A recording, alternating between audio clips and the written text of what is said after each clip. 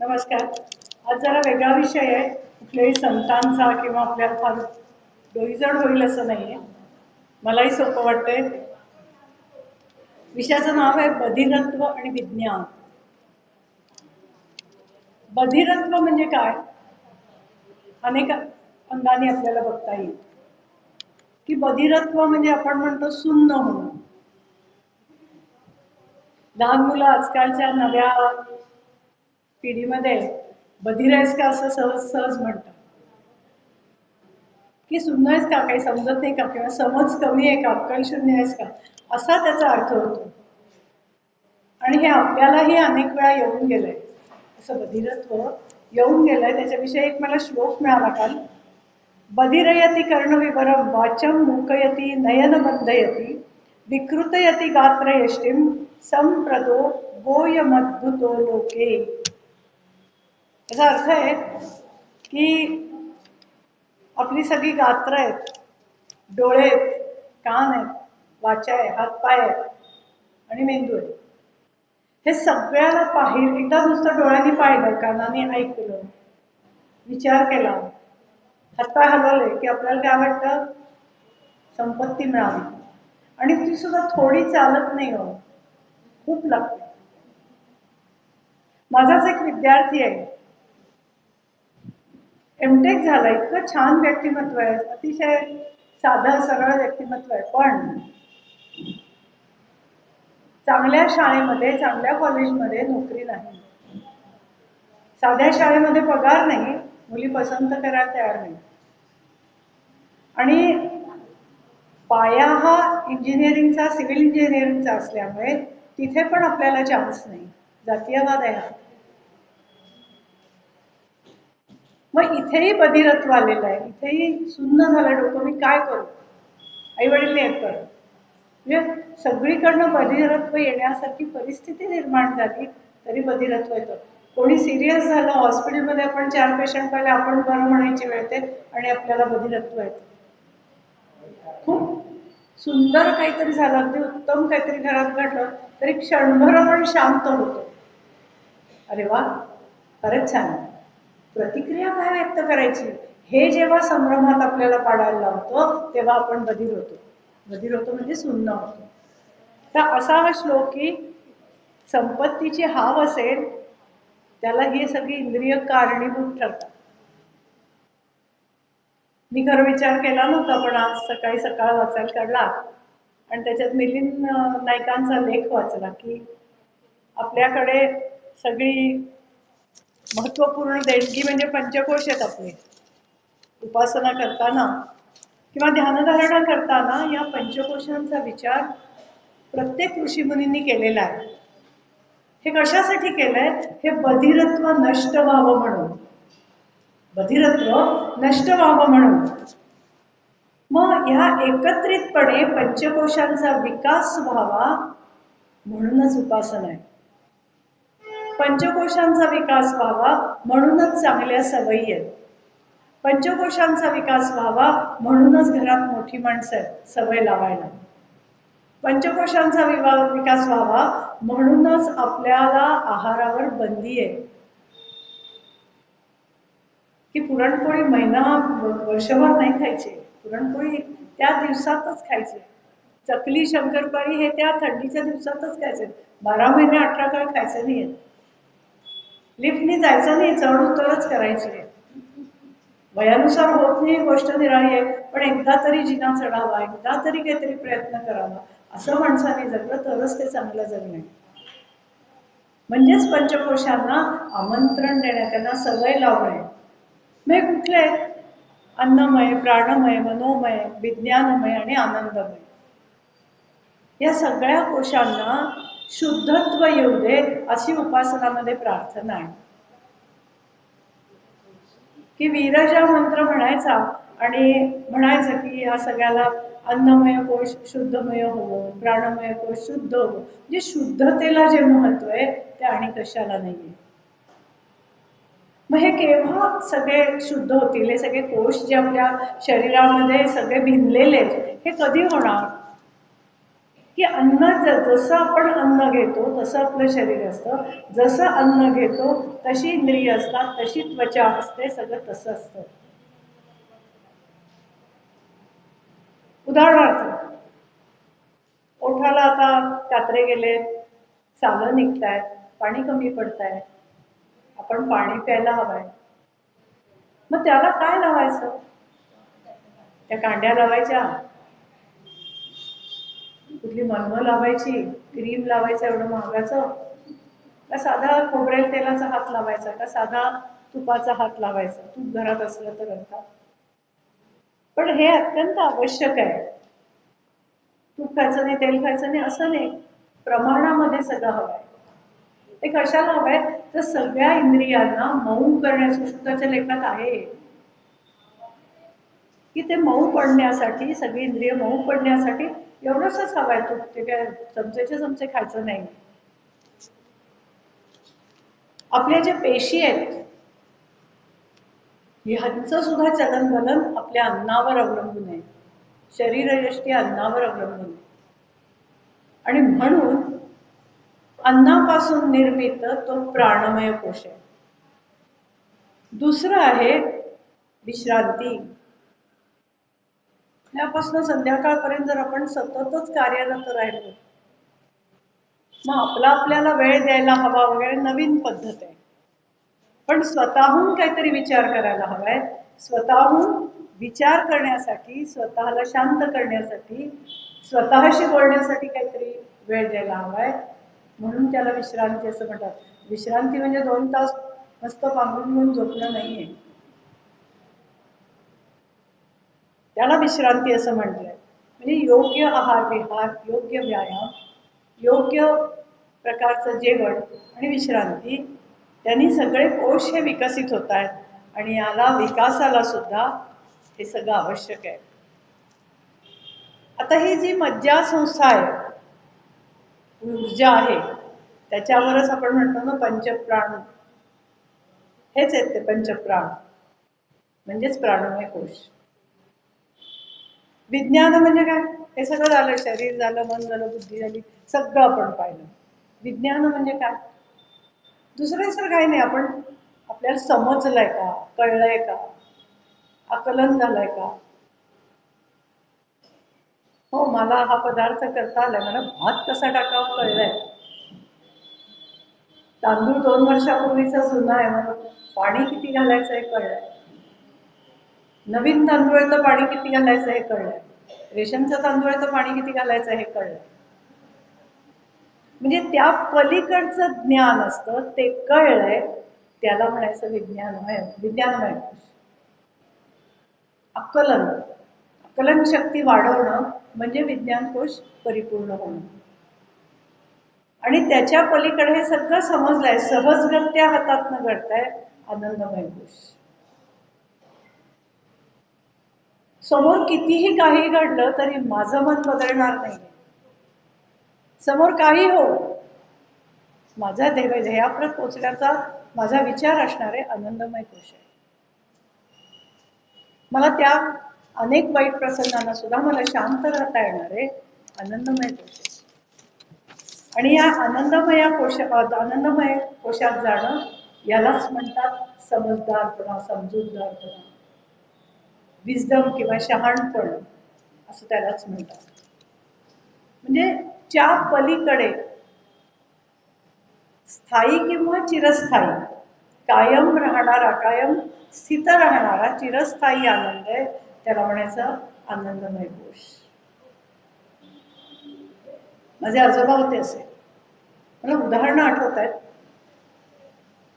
की भाजी केली आहे, सुनबाईंनी सगळं केलंय, जेव्हा ताट वाढलंय, आजोबा जेव्हा पाठ मांडलाय, सगळे जेवायला बसले, भाजी खूप खारट झाली, भांड्यातलं पाणी वाटीत ओतलं, त्यातला थोडा रस तयार झाला भाजीचा, तो भातात घातला, भातात मीठ घातलंच नाही आणि खाल्लं, पण एका शब्दाने बोलले नाही, आनंदमय कोश. कोणी लवकर उठलं नाही, रविवार आहे, कोणीच उठलं नाही, आजोबा उठले, चहा तर हवाय, काय करावं, दूध तापवलं, घरात बरीच माणसं होती. एक 10-20 कप चहा केला, थर्मॉसमध्ये होता, स्वतःला घेतला, आपल्या कामाला लागले. आनंदमय कोश. तेव्हा असं वागता येणं किंवा असं सांभाळून घेता येणं याला म्हणतात आनंदमय. म्हणजे सगळ्या सुखांवर बाबळून करणं असं नाही, असं पण नाही. तितक्या गोडीत किंवा तितक्या आदराने समजावून सांगता येणं हा पण एक आनंदमय कोशच आहे. आपण असं नको नाही का करायला, शक्यतो नको. यात नुकसान कोणाचं आहे? तुझं माझं दोघांचंही आहे. मला चहा मिळणार नाही आणि तुला रुक लावून लागून राहील की मी नेमकी आज उशिरा उठले आणि तुम्हाला तुमचा चहा करून घ्यावा लागला, नाही का? आनंदमय कोश आहे. आपली चूक आपण बोलून न दाखवता सुधारणेकडे जाणं म्हणजे आनंदमय कोश आहे. न बोलता न बोलता अनेक कामं करता येतात, त्यालाच म्हणतात आनंदमय कोश. आता पुढचा घटक घेतला तर ऐकू न येणे म्हणजे बधिरत्व, तिसरा प्रकार. बधिरत्व म्हणजे काय? मुखम करोति वाचालम पंगुम लंघयते गिरिम यत्कृपातमहं वंदे परमानंद माधवम. कृष्णाचंच म्हणणं आहे की तो परमानंद ऐकू येणं हा. जेव्हा यंत्र लावतात नाही मुलं कानाला, तेव्हा गणेशोत्सवात जो मिरवणुकीचा आवाज असतो ना, आपण म्हणतो एवढे डेसिबल्स किंवा त्या डीजे आपल्याला सहन होत नाही, तेवढा आवाज जेव्हा त्या मुलांना ऐकवावा तेव्हा त्यांना ऐकू जातं. आणि म्हणूनच तुमच्या माझ्या वयामध्ये आत्ता जर मी कानाला यंत्र घेतलं तर मला त्याचा त्रास होईल. कारण आपल्या कानाची मापं ही दररोज बदलत असतात. आकुंचन प्रसरण आहे कातडीचं. कधीतरी ती कातडी सुटते, कधी नॉर्मल असते किंवा नेहमीप्रमाणे असते. त्यामुळे ते यंत्र अगदी असं चपखल किंवा फिक्स बसेल असं नाही. तर आजूबाजूनी जी हवा आत जाते त्यामुळे होणारा मेंदूला त्रास, म्हणून ते यंत्र नको वाटतं. यंत्र वाईट नसतं, यंत्र चांगलंच असतं, पण आपल्या कानामध्ये तो आवाज जाणं हे खूप कठीण आहे. आणि एवढ्या आवाजाची आपल्याला लहानपणापासून सवय नाहीये. तेव्हा एकदम आदळल्यानंतर होणारा त्रास, यासाठी ते या वयात यंत्र नको वाटतं. तरुण लोकांना असं वाटतं काय आम्ही एवढं आणून देतो तरी यंत्र वापरत नाहीत म्हणजे का? त्याच्या मागचं कारण समजून घ्या. आनंदमय कोश. त्याच्या मागचं कारण हे आहे की ते जे आवाजाचं पोचवणं आहे ते पोचवणं होत नाही आणि त्या कानाला सर्वांना त्रास होतोय, कर्णनलिकेला त्रास होतोय. म्हणून ते यंत्र आपल्याला कोणालाही कधीही मरेपर्यंत सूट होणार नाही किंवा आपण सहन करू शकणार नाही. आता ही कमजोरी काय येते ते बघूया. त्यांनी फळफळा आणलाय.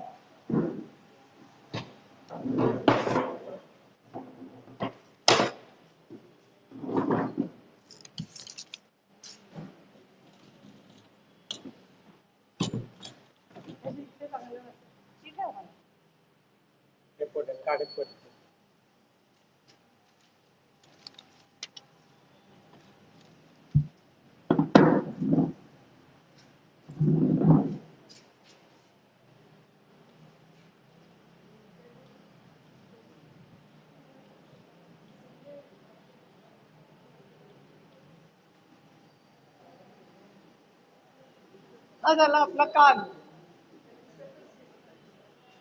दिसत नसू दे, थोडंफार दिसलं तरी पुष्कळ झालं. हा झाला आपला कान. ही कानाची पाळी आहे पा, ही तर दिसतीये, ही कानाची पाळी आहे.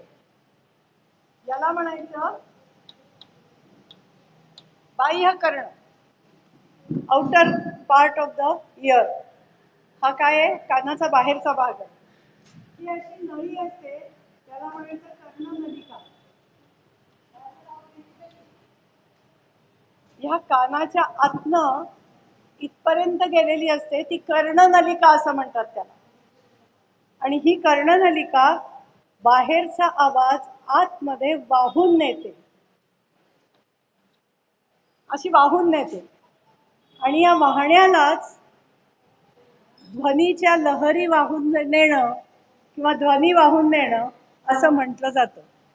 आणि हा ध्वनी जेव्हा आपल्या आतल्या भागापर्यंत पोहोचतो तेव्हा आपल्याला ऐकू येतं. ते कसं ते बघूया. हा आवाज इथनं जातोय, असा जातोय. या ध्वनी लहरी आहेत, आवाजाच्या लहरी आहेत, ध्वनी लहरी आहेत. हा मधला पडदा आहे. आपण म्हणतो ना, काडी घालू नये कानात, कापूस लावलेलीच काडी घालावी. ते तेवढ्यासाठी आहे. ती जर काडी या पडद्यापर्यंत पोहोचली तर तो पडदा फाटतो.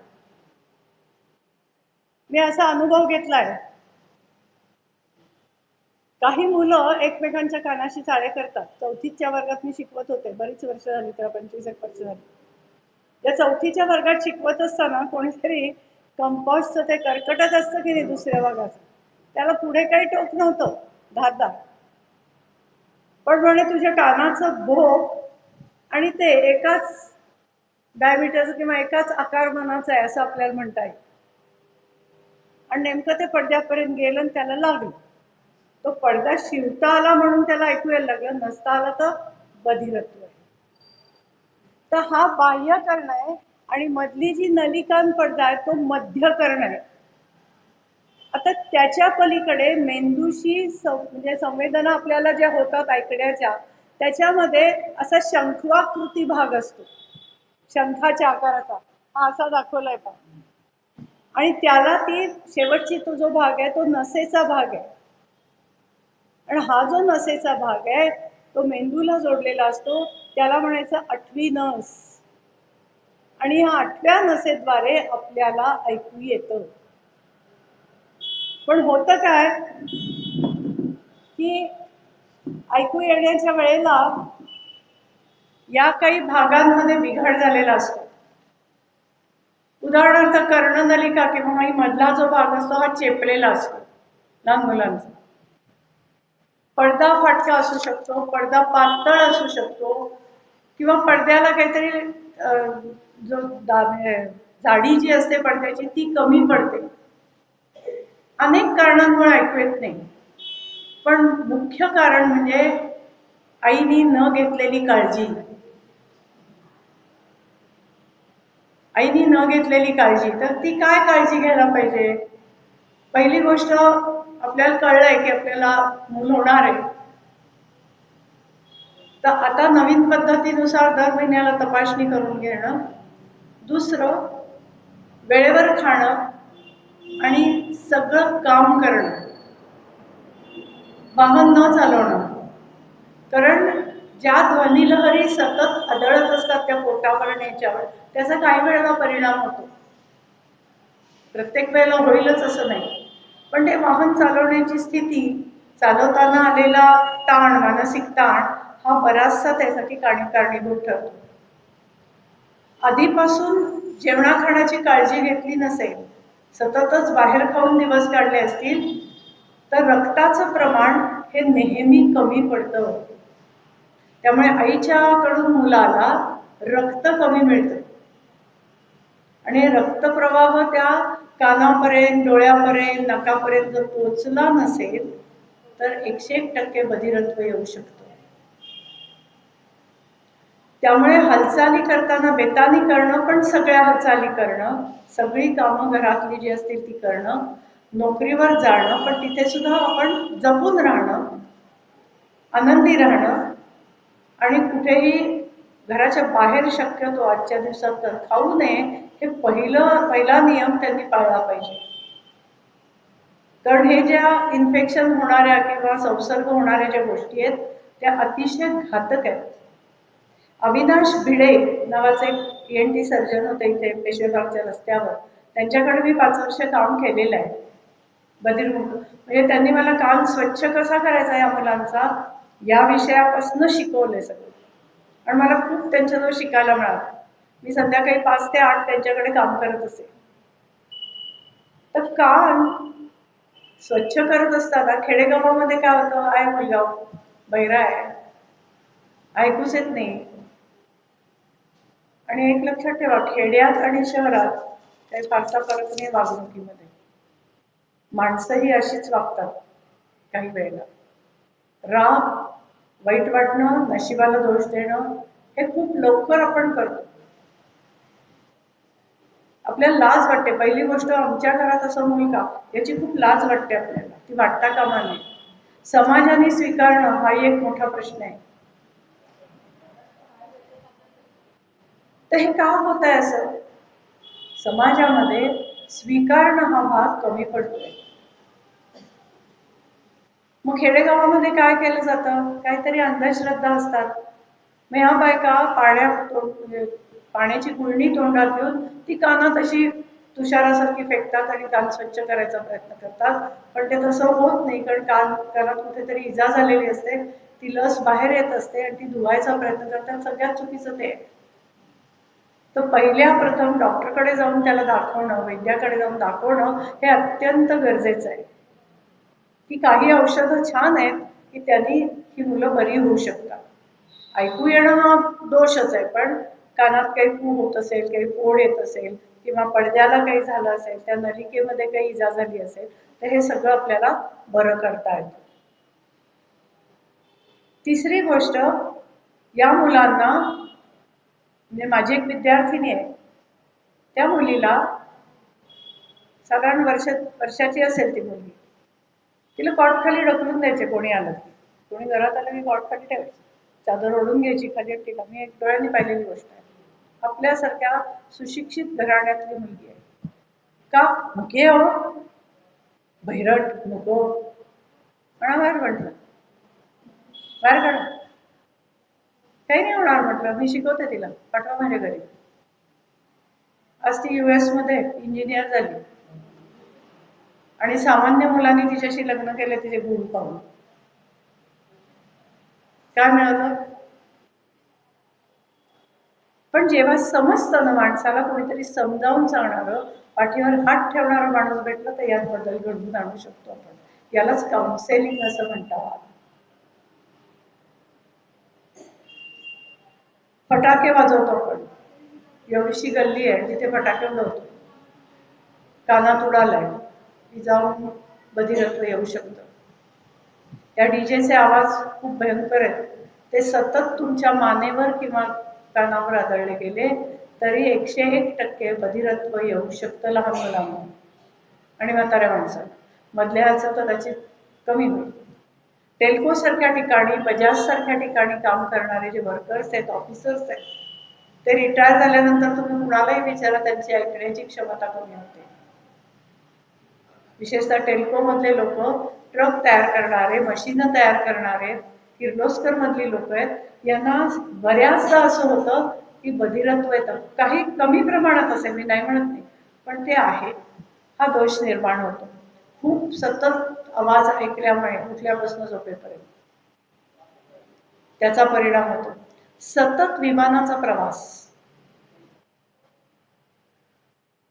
कारण विरळ हवा होत जाते तिथे आपण जातो आणि सारखं येणं जाणं असं जर केलं तर त्या एक ऐकू येणं आणि तिकडे ऐकून जाणं किंवा विरळ हवा असणं आणि चांगली हवा असणं, हवेतले अनंत फरक अनुभवतच जगावं लागतं, म्हणूनही बधिरत्व येतं.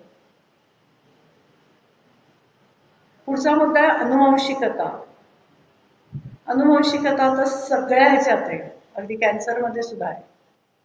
पण ही एक पिढी सोडून त्याच्या पुढच्या पिढीत येते, हे लक्षात ठेवा. मग लग्न जुळवायची नाहीत का, लग्न करायची नाहीत का, तसं नाही. कारण आपण म्हणू हो त्यांच्याकडे नको बाबा, तुमच्या जीन्स मध्ये काय काय माहितीये का तुम्हाला? काहीच नाही. आपल्या जीन्स मध्ये किंवा आपल्या पेशींमध्ये काय कमतरता हे आपल्याला कुठे माहिती? लोकांना नाव आपण पटकन ठेवून जातो, लोकांना वजा मुद्दे आपण बरोबर काढतो लोकांचे, आपले मात्र काढायला आपण विसरतो. तेव्हा हे असं काही नसतं, पण येतं मात्र निश्चित. तेव्हा तोही विचार करावा. कारण माझ्याच नात्यात आहेत ना, की मुका भाऊ आहे माझा, कुठला तरी लांबचा आहे, जवळचं नाही, मामे, त्याची मुलगी गाणारी आहे, सुंदर गाते. किंवा आमच्या आपटेबाई आहेत, त्यांचा मुलगा मुका आहे, त्याचा मुलगा पायलट आहे, उत्तम आहे सगळं. हे असंही होणारच आहे, हे घडणारच आहे. आता याचे अनुभव किंवा केसेस किंवा विद्यार्थी म्हणजे पुष्कळ आहे. आणि ह्याचा आणि बोलण्याचा खूप संबंध आहे. ऐकू येत नाही म्हणून बोलायला येत नाही, म्हणून आजकाल त्यांना मुक म्हणत नाहीत, तर बधीर म्हणतात. बधीर मुक शाळा असं त्या शाळेचं नाव ठेवलं जातं. मुकबधिरांची शाळा असं कधी म्हणत नाही, की ऐकू येत नाही म्हणून त्यांना मुकपणा येतो. मग बोलण्यासाठी काय करायचं? यंत्र लावायचं. यंत्र किती वेळ लावायचं? जास्तीत जास्त 4 तास, यापेक्षा जास्ती नाही. ज्याला करायचं तो कसंही करून शिकत असतो, घडत असतो, करत असतो. एक विद्यार्थी आहे माझा, राजा नावाचा, मोठा कलाकार आहे, हरळीचा आहे, भोरजवळच्या. तिथे त्याची शेतीवाडी आहे, फार नाही, एक छोटस वावर आहे, एक झोपड आहे, बस. त्या वावरामध्ये भात पिकतं, नाचणी पिकते, अडून अडून पिकं घेतो. आणि 4 डोंगरी आवळ्याची झाडं आहेत, एवढं उत्पन्नाचं साधन. आणि शेवग्याची झाडं. पण आता या सगळ्यालाच भाव आहे, त्यामुळे त्याचं उत्तम चाललंय. पण त्यांनी कशाच्या आधारावर मिळवलं? भाताच्या काही जाती आहेत आणि त्याचं वेगवेगळ्या प्रकारचं गवत असतं. प्रत्येक भाताच्या जातीच्या गवताचा चिवटपणा वेगळा असतो, हे त्यांनी मला शिकवलं, मी नाही. तो म्हणाला, बघ हे कसं आहे. म्हटलं बर. म्हटलं पण याचं काय करायचं, काय या चिवटपणाचा उपयोग कसा करायचा? थांब म्हणे. मग मला म्हणाला, मी तुझ्यापेक्षा हुशार आहे. म्हटलं बरं ठीक आहे, हरकत नाही, कर म्हटलं. तर त्यांनी उन्हामध्ये घालायच्या त्या गवताच्या टोप्या विणल्या, फार सुरेख, अतिशय सुंदर टोप्या विणायच्या. एक दिवस घेऊन आला शाळेत. म्हटलं केवढ्याला देणार टोपी? आता 25 वर्षापूर्वी त्यांनी मला त्याची किंमत 15 रुपये सांगितली. मी 2 विकत घेतल्या, छान वाटल्या. आणि मग आतनं त्याला तो प्लास्टिकचा कागद लावायचा. आता प्लास्टिकमुळे घाम येतो म्हणून कापड लावायला लागला. त्याचा तो सुधारणा केला, कारण त्याला शिवण उत्तम येतं. आणि आज महाबळेश्वरला मोठं दुकान काढलंय, सुपं, टोपल्या, पर्सेस विणून विकतो. त्याला वॉर्निश लावतो, त्याला रंग लावतो, त्याला आकर्षक करतो, आणि आवाजाचा भावात तो लोक विकत घेत आहेत आणि त्या घालतायत. कचऱ्यातनं कला आहे, खरं सांगायचं तरी. पण ते भाताचं म्हणजे गवत जमा करणं, ते घरात साठवणं, त्या एवढ्याशा झोपडीमध्ये, त्याच्या आता त्यांनी घर बांधलंय, पण तरी सुद्धा हे सगळं करणं ही सोपी गोष्ट नाहीये. नंतर आवळे येतात घरामध्ये, बाजारात विकतोच, पण शेवटचा जो भर असतो त्याला मला म्हणाला तुरटपणा जास्ती असतो. अरे वा, हे आपल्या सुद्धा लक्षात येणार नाही. नेहमी आपण आवळ्याच्या अनेक गोष्टी हाताने करणाऱ्या बायका, तरी सुद्धा त्याला तुरटपणा जास्त असतो, म्हणून तो उकडायचा, त्याच्याबरोबर आलं उकडायचं, आणि त्या हाताने नुसतं कुस्करायचं, उन्हात वाळवायचं, कारण आवळे संपतानाच ऊन सुरू होतं मला म्हणाला. आणि असं पाचक तयार करायचं, हिंग मीठ लावून, हे विकतो. शेवग्याची पावडर करायला आता 2 महिन्यापूर्वी सुरुवात केली, आणि साईडलाच मशीन ठेवलाय, आणि ब्लाउजेस शिवतो, पंजाबी ड्रेसेस शिवतो. आपलं पण शिकला, कुठेही शिकायला गेला नाही. त्याला म्हणता इंटिग्रेटेड, म्हणजे एकात्म विचाराची शाळा आहे. तिथे मुकबधिरांना घेतात. तू जरा बऱ्यापैकी बोलू शकतोस, हुशार आहेस, तिथे ठीक आहे शिकतो म्हणाला. 10वी झाला. पण म्हणे आता काय होईल, आता मला हे सगळं आणि ते असं करायचं तर मला ताण येईल. घरी 2 भावंड आहेत, ती चांगली आहेत, मग ती चांगली आहेत तर ती शिकू शकतात, त्यांना शिकू दे, मी हे करून त्यांना शिकवीन आणि आईवडिलांना मदत करेन. म्हणजे एक सेन्स किंवा एक गोष्ट आपल्याला परमेश्वराने दिली नाही, तर इतर सगळे सेन्सेस हे जागृत होतात, संवेदना आपल्या जागृत राहतात. हे यांच्याकडनं शिकायचं. दुसरी एक केस अशी आहे, साठे म्हणून मुलगी आहे, MSc बायोकेमिस्ट्री झाली, एका कानाचा 90% लॉस आहे आणि दुसऱ्या कानाचा काहीतरी 82-83% लॉस आहे. त्यामुळे त्यातनं थोडं थोडं ऐकू येतं. मग काय करायची, स्पीकर द्यायची शिक्षकांना, बोला मी पहिल्या वाकावर बसते, शाळेत असल्या बसते, तिचं डोकं आहे, आमचं कोणाचं नाही. आणि जेवढं कानावर पडलं तेवढं कानावर पडून आणि बाकीचं समजावून घेऊन दिवसभर शाळा कॉलेजमध्ये पडीक असायची. का, समजून घेण्यासाठी राहिलेला वेळ. आणि इंग्लिश, हिंदी, मराठी उत्तम बोलतो, उत्तम, एवढं ऐकू येत नाहीये तरी. म्हणजे जवळजवळ दगडासारखे कान आहेत, स्टोन डेफ म्हणतात त्यांना. असे कान असून सुद्धा ही मुलगी इतकं शिकली आणि आज उत्तम ठिकाणी मुंबईला काम करते. एक ईर्ष्या म्हणतो, ईर म्हणतो, याला ईर असं म्हणतात, त्यांना कामना इच्छा असं नाही, त्याला ईर, की अगदी झगडून प्रयत्न करून करणं. मग आता पुढे वैद्यकीय काय निघालाय, वैद्यकीय मधून पडदा बदलता यायला लागलाय, आता पडदा दुरुस्त करता यायला लागलाय. आणि जो शंखवाकृती शेवटचा भाग आहे 8व्या नसेचा, तो प्लास्टिक सारखा असतो असा, तो बदलता यायला लागला गेल्या एक 7-8 वर्षामध्ये. खूप खर्चाचं काम आहे.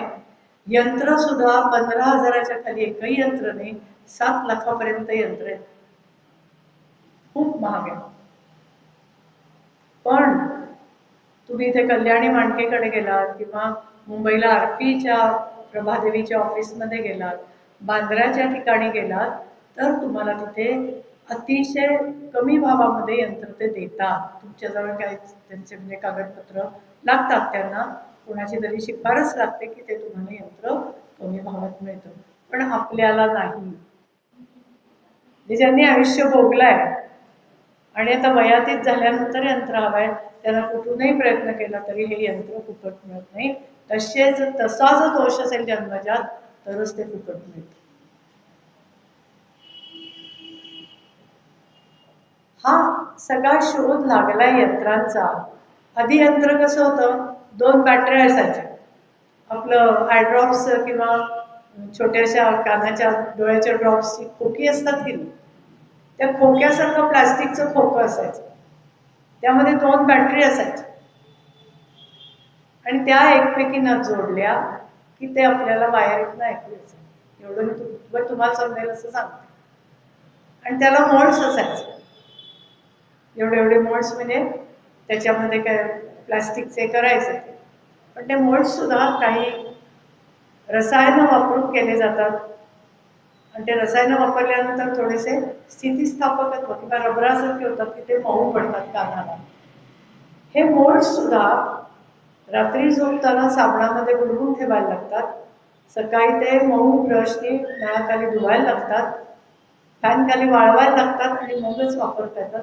त्याच्यात थोडंसं जरी काही अडकलं किंवा काही जरा जरी जुने झाले तरी त्यांनी कानाला इन्फेक्शन होतं आणि ते बऱ्यापैकी त्रासदायक असतं. म्हणून यंत्राची काळजी घेणं हे अत्यंत आवश्यक आहे. कान स्वच्छ ठेवणं अत्यंत आवश्यक. गार हवेत, उन्हामध्ये, धूळ आहे, कोरडी हवा आहे, पावसाळी, सगळ्याच ह्याच्यात कानामध्ये कापूस किंवा कान बांधणं हे अत्यंत आवश्यक आहे या मुलांना. म्हणजे आपल्यासारख्या वयस्कर लोकांनी सुद्धा हे काही वेळेला करणं अत्यंत आवश्यक आहे. की कुठे प्रवासाला चाललोय, विमानाने चाललोय, आगगाडीने चाललोय, आता ही वंदे भारत निघाली, खूप सुंदर ट्रेन आहे, सगळं आपण ऐकतोय, पण जो झुईंग येणारा आवाज आहे तो कानाला त्रास देणार आहे, तर तेव्हा कानात गोळे घालणं आपल्याला अत्यंत आवश्यक आहे कानाची काळजी घेण्यासाठी. तर असं हे बधिरत्व आहे. आता ह्या मुलाला शिकवत असताना किंवा त्यांच्याकडनं बोलायला शिकवत असताना किंवा अभ्यास शिकवत असताना विशिष्ट पद्धतीने बोलावं लागतं. ते कसं, तर प्रत्येक वर्णाचा किंवा प्रत्येक स्वराचा उच्चार हा अतिशय स्पष्ट करायला लागतो. आणि तशा पद्धतीचे आपले ओष्ठ्य आहे, तालव्य आहे, दंतव्य आहे, ही सगळी जी व्यंजन आहेत ही विशिष्ट पद्धतीने उच्चारावी लागतात. की मी त्याला म्हटलं उद्या सकाळी शाळेत लवकर ये असं मी सांगितलं की उद्या, मग त्याला सांगितलं द आणि य आहे, उद्या. परत सचा स, की स इथे त्याला तो वाऱ्याचा झोप जाणवतो, र जाणवतो. अशा पद्धतीने प्रत्येक अक्षराचा उच्चार हा वेगवेगळ्या पद्धतीने करायला लागतो. आणि अनेक प्रकारच्या खुणा या त्या मुलांनीच सुधारित केलेल्या आहेत. आता माझी आई त्या एकमेकांना समजतात, तुमच्यासारख्याला नाही समजणार. असं काही तुम्हाला समजणार नाही. मग त्याला खूण आहे, मंगळसूत्राची खूण आहे अशी. माझी आई, माझा भाऊ, माझे वडील, अशा वेगवेगळ्या प्रकारच्या खुणा आहेत. मी ते सांगते, मला त्यांच्याशी बोलायला या सगळ्या खुणा पाठ आहेत, मी पटापट बोलू शकते. पण हे करत असताना आपल्याला खूप जागरूक राहायला लागतं, कारण जरा जरी चूक झाली तरी त्याचा अर्थ बदलतो. आणि मग आपल्याला शर्मिंद, मला बरेचदा शर्मिंद वाटतं की अरे आपलं चुकलं, बोलताना चुकलं, कारण आपण त्यांच्यासारखे नाही आहोत. म्हणजे आपण त्यांच्या इतकं परफेक्ट पोहोचू शकत नाही, किती आपण शिक्षण घ्या. स्पीच थेरपीचा कोर्स मी केला, पण कोर्स नुसता करून काय उपयोग नाही. तो कोर्स केला तरी रोजची सराव, रोजची प्रॅक्टिस असल्याशिवाय तुम्ही त्यांच्याशी बोलू शकणार नाही. मग एखादी आई चांगलं बोलू शकेल त्यांची. त्यामुळे हल्ली काय होतं, बरेच पालक जे असतात ते पालक हा कोर्स करतात 1 वर्षाचा, आता 2 वर्षाचा झालाय. त्यांचं बीएड पण आहे, मी शिकवलंय त्या बीएडला, स्पीच थेरपीचा पेपरच शिकवलाय. तर त्या ठिकाणी ह्या आया कोर्स करतात, त्यातनं स्वतःला तयार करतात आणि मग त्या मुलांना घडवतात. मग सामान्य मुलांना घडवायला आपल्याला काय हरकत आहे, असा मनात विचार येतो, हो ना.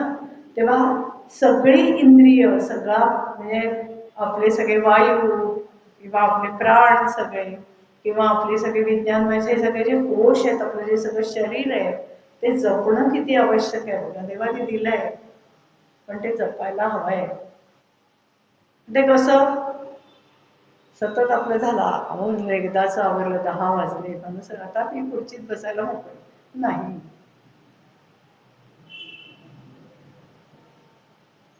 ते जर हलतं ठेवलं तरच होणार आहे. काही कुणाशी बोलावं असं वाटत नाही, बोलणार, बाहेर पडणार नाही, आवडत नाही, चालणार नाही. तसंच ह्या मुलांना सुद्धा, मी हे उदाहरण कशासाठी देते, तर ह्या मुलांना सुद्धा आपल्या सर्वसामान्य मुलांबरोबर वागवणं, त्यांच्याबरोबर खेळू देणं, त्या मुलांनी त्यांना स्वीकारणं हेही गरजेचं आहे. आणि म्हणून ह्या मुलांना घेऊन त्या मुलांबरोबर जाणं, त्यांच्याबरोबर शिकवणं, त्यांच्याबरोबर सांगणं, बोलणं, गोष्टी सांगणं खूप आवश्यक असतं. मुंबईला दादरला विजय मर्चंटनी एक अपंग संस्था काढली, स्टेशनच्या पलीकडे. अतिशय सुंदर संस्था आहे. सगळ्या अपंगांसाठी तिथे दरवर्षी खूप प्रकारची म्हणजे क्रीडा शिबिर असतात, पाहण्यासारखं आहे. म्हणजे डोळ्यात पाणी आणण्यापेक्षा आपल्याला आश्चर्य वाटतं की नैसर्गिकरित्या एखादी कमतरता असली तरी ही मुलं कुठल्या कुठे खेळतायत आणि कुठल्या कुठे शरीर कमवतायत. आणि जणू काही टेनिस, बॉल बॅडमिंटन किंवा पळण्याच्या शर्यती, खो खो, काय कितीतरी प्रकारचे खेळ आहेत. तो बैठे खेळ पण आहे. दोन्ही पाय नसलेली मुलं काय पटापट रेष जिंकतायत, पण त्यांना पळता येत नाहीये. ते जेवढं शरीर देवाने दिलंय तेवढ्या शरीरावर ते पळतायत. मग आपल्याला साधं चालायला काय हरकत आहे की नाही. ते पाहिलं की आपल्याला लाज वाटते, अरे ही एवढी एवढी छोटी छोटी मुलं आहेत, मोठी मुलं आहेत, त्यांना चालता येत नाही, एरवी रस्त्यावर फळी घेऊन चालायची वेळ आहे, पण ही मुलं पळतायत मैदानावर, मऊ मैदान आहे तरी सुद्धा ही पळतायत. कमाल आहे. आंधळी मुलं आहेत. एका मुलाचं उदाहरण सांगते. माझा विद्यार्थी आहे, तो नॉर्मल शाळेतला आहे. मॅडम मी पहिल्या बाकावर बसणार आहे. म्हटलं का रे, तू एवढा उंच आहेस, तुला कसं देणार परवानगी मी पहिल्या बाकावर? नाही म्हणे, माझा प्रॉब्लेम आहे. काय प्रॉब्लेम आहे रे? बाहेर चला सांग म्हणे. आजपासनं मला हळूहळू कमी दिसायला लागलंय. गेले 15-20 दिवस प्रयत्न चाललाय, पण नाही, माझे डोळे नाही साथ देत आहे. तुला कोणी सांगितलं इतके छान डोळे आहेत? कोणी सांगितलंय? डॉक्टरांनी. त्याने मला सर्टिफिकेट दाखवलं, प्लीज ॲडमिट. एवढंच त्याच्यावर लिहिलेलं होतं, बाकी काही नव्हतं. म्हटलं बरं ठीक आहे. आणि खरोखरच 7वी-8वी पर्यंत पूर्ण दृष्टी गेली. पण तो मुलगा हुशार, त्याने काय केलं, जेवढ्या जास्तीत जास्त पॉवरच्या लेन्सेस आणल्या, डॉक्टरांना विचारून होतं सगळं, आणि मग बाकीचं डोकं स्वतः चालवलं. आणि सायकलच्या ज्या ट्यूब असतात ना, त्याला ती भिंग जोडली आणि रबर बँडनी ते सगळं असं लावलंय. आणि ते थोडं थोडं त्याला मोठं लिहिलं की दिसायचं. मग मला म्हणायचा, प्रत्येक धड्याचे मुद्दे तुम्ही एक एक एवढ्या लक्षात काढून लिहून द्याल का? म्हटलं देईन. आम्ही सगळे शिक्षक त्याला तसे ते मुद्दे लिहून द्यायचे. गणिताचा पेपर काढायचा तरी तो तसा काढायचा, मराठीचा काढायचा तरी तो तसा काढायचा, आणि त्याला सोडवायला द्यायचा.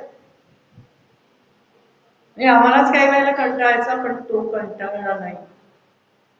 रात्रीचा दिवस करून त्यांनी अभ्यास केला. 9वीला 97% वर्ग मिळवून पास झाला.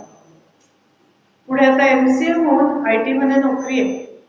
परवा मी कोथरूडून बसने येत होते.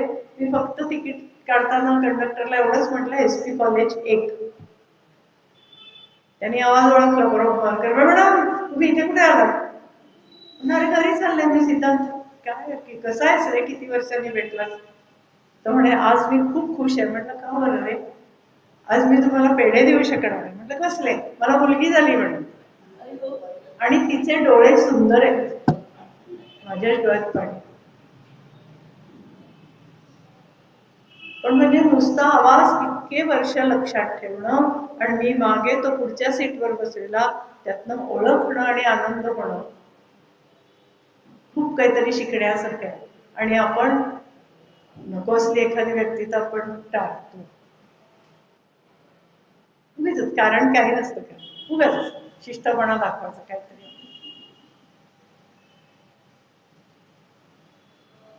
तेव्हा अपंगत्व हे कोणी मागून घेत नाही, आणि आलं तर त्याला सहनशक्ती कमी पडते, किंवा ऍक्सेप्टन्स कमी पडतं, किंवा स्वीकार करणं ते कमी पडतं.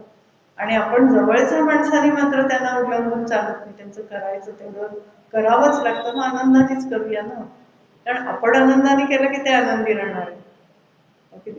आपण त्यांची सेवा शुश्रूषा काय किंवा खाणं पिणं काय आनंदाने दिलं तर ते आनंदी राहतात. अरे आहे आपल्याला कोणीतरी, असं कुठेतरी वाटत राहतं. आपल्याला सुद्धा वाटतंच ना कोणीतरी बोलावं. आपण सगळे छान व्यवस्थित आहोत तरी आपल्याला वाटतं कोणीतरी घरी आपल्याशी बोलावं, नातेवाईकांनी यावं, 2 गोष्टी केल्या तर आपल्यालाही डिशमध्ये घालून द्याव्या प्रेमाने. वाटतं ना, मला असं वाटतं. शेजारून कुठून छान वास आला तर आपल्याला देतील का, असं अजूनही वाटतं. वाचायला पुस्तक द्यावं, वाचलेलं काहीतरी बोलावं, ऐकलेलं काहीतरी बोलावं, बरंच वाटतं. पण हे होत नाहीये हल्ली, कारण दारं बंद आहे. आणि हे सुद्धा ही मनाची बधिरता आहे. ही बधिरता कसली आहे? तर मनाची आहे. ती काय फार चांगल्या गोष्टीची आहे असं नव्हे. आता स्पीच शिकवत असताना या मुलांच्या वर्गामध्ये असे माईक्स असतात. 8 जणांची सोय असते एका वेळेला. यापेक्षा जास्त आवाज तो घुमू शकत नाही. तेवढ्या एरियामध्ये असे गोलाकार टेबलावर ते फिक्स केलेलं असतात माईक्स, आणि शिक्षकांचा एक 9वा माईक असतो. त्यातनं बोललं जातं, आणि प्रत्येक शब्दागणिक फळ्यावर आकृती लागते. मग माणसांना मोठ्या शिकवायचं तरी तेच करावं लागतं. आता तुम्ही बँकेत काही गेला, किंवा काही इलेक्ट्रिक वस्तू तयार करण्याच्या कंपन्यांमध्ये गेलात, किंवा ग्राहक पेठेत गेलात, त्या सगळ्यांनी मूकबधिरांचा स्वीकार केला, त्यांना नोकऱ्या दिल्या. हे कशासाठी दिलेलं असतं? का तर त्यांना काम चांगलं करता येतं. अंधांना का देतात? सिन्सिअरली खरेपणाने काम करतात, सचोटीने काम करतात, म्हणून हे त्यांना लगेच मिळत आहे. हा सगळ्यांचा अनुभव सांगते, माझा एकटीचा नाही. कारण हातात येणाऱ्या नोटा दिसतायत, मोजता येत आहेत, सगळं समजतंय, पण थोड्याच समाधान आहे म्हणून हे घडतंय. आणि म्हणून नोकऱ्या पटापट त्यांना मिळत जात आहेत आणि अतिशय चांगलं काम ते करतायत. मग ह्या लोकांना ज्या वेळेला आवाज ऐकवायचा असतो तेव्हा या माईक मध्ये सुद्धा तेवढा मोठा आवाज ऐकवण्याची व्यवस्था केलेली असते. माझ्या माईक मध्ये नसेल, पुढच्या माईक मध्ये आवाज म्हणजे तुमच्या डीजे इतका आवाज मोठा करावा, डेसिबल्स वाढवून, तेव्हा तो त्यांच्या कानापर्यंत पोहोचू शकतो. तो आवाज आपण सामान्य माणसं सहन करूच शकणार नाही. इतका मोठा बॉम्बस्फोटचा आवाज जो असतो तसा आवाज असतो. तेवढा आवाज ते ऐकू शकतात आणि आपल्याला तो सहन होत नाही.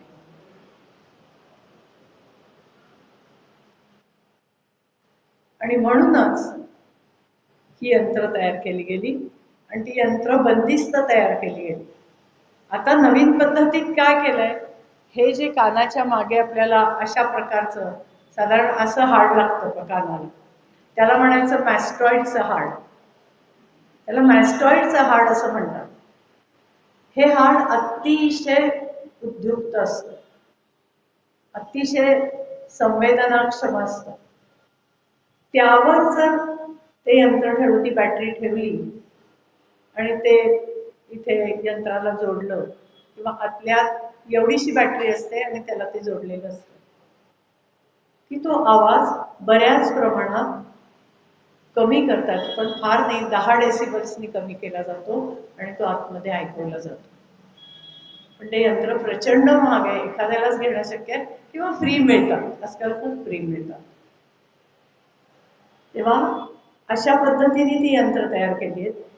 अमेरिकेत काय किंवा महाराष्ट्रात काय किंवा भारत देशात काय, इतर देशात सुद्धा आता सगळीकडे यंत्र तयार होत आहेत. सगळीकडचा पोर्शन सारखाच आहे, आपल्या सामान्य माणसांसारखाच पोर्शन आहे, फक्त त्यांना एक भाषा घेऊन पुढचं शिकता येतं. 10वी 9वी 8वी हे एक भाषा घेऊन शिकतायत. का तर भाषिक क्षमता ही त्यांची कमी पडते. एक भाषा, इतिहास, भूगोल, शास्त्र आणि गणित, आणि मग त्या 2 भाषांचा ऐवज एखाद्या कलेनी किंवा काहीतरी आपण म्हणतो ना हाताने व्यवसाय करण्याची गोष्ट, व्यावसायिक विषय, हे 2 विषय घेऊन त्यांना आता चांगल्या रीतीने 10वी पासून कॉलेजमध्ये ऍडमिशन घेता येते. आणि समज जर चांगली असेल, अभ्यास करायची तयारी असेल, तर सर्वसामान्य मुलांबरोबर ही मुलं शिकू शकतात. आता पेरुगड भावे स्कूल आहे, कन्या शाळा आहे, किंवा अहिल्यादेवी आहे, या अनेक शाळांमधनं ही मुलं एकत्रितपणे किंवा एकात्मपणे सामान्य मुलांबरोबर शिक्षण घेऊ शकतात. का तर तो आवाज ऐकून तेवढी समज त्यांची आहे म्हणून. तेवढी समज नसेल तर विशेष शाळांमध्ये त्यांना शिकवलं जातं आणि व्यावसायिक शिक्षण हे जास्ती करून त्यांना दिलं जातं. मग चित्रकला आहे, पेटी वाजवणं, त्यांना ऐकू येत नाही पण ते वाजवतात छान. आपल्याला असं वाटतं मुकावयला आणि पेटी काय वाजवतात, पण नाही, छान वाजवतात, तबला छान वाजवतात. तो जो वाहनं चालवतात रस्त्याने, हे कशाच्या आधारावर, तर ती जी कंपन संख्या असते जमिनीपासून येणारी, त्या कंपन संख्येच्या संख्येत 1 2 3 हे असं मोजून ते शिकतात. पाऊल पुढे कुणाच, आता समजा मी चालले असेल आणि माझा विद्यार्थी चालला असेल, मला कदाचित कळणार नाही तो मागणं येतोय, त्याला बरोबर कळेल मी येते. का तर ते पायाचा पदराव सुद्धा तो त्यांच्या बरोबर समजेमध्ये असतो. इतकी हुशार असतात. जसं अंधांना कळतं, आवाजावरनं कळतं, स्पर्शातनं कळतं, किंवा आपण जाता येता आपल्या हालचाली सुद्धा त्यांना समजतात. ही दैवी देणगी आहे, गॉड्स गिफ्ट आहे. असंच यांचं पण आहे. तेव्हा बधिरत्व फक्त ऐकू न येण्याचं नाहीये, वैचारिक बधिरत्व आहे, आपलं समजूतदारपणाचं बधिरत्व आहे. ते आपण टाळूया. समाजाशी एक करून होऊया, आपल्या कुटुंबाशी एक करून होऊया, हे बधिरत्व टाळूया, चांगलं राहूया आणि समाधानाने जगूया. धन्यवाद.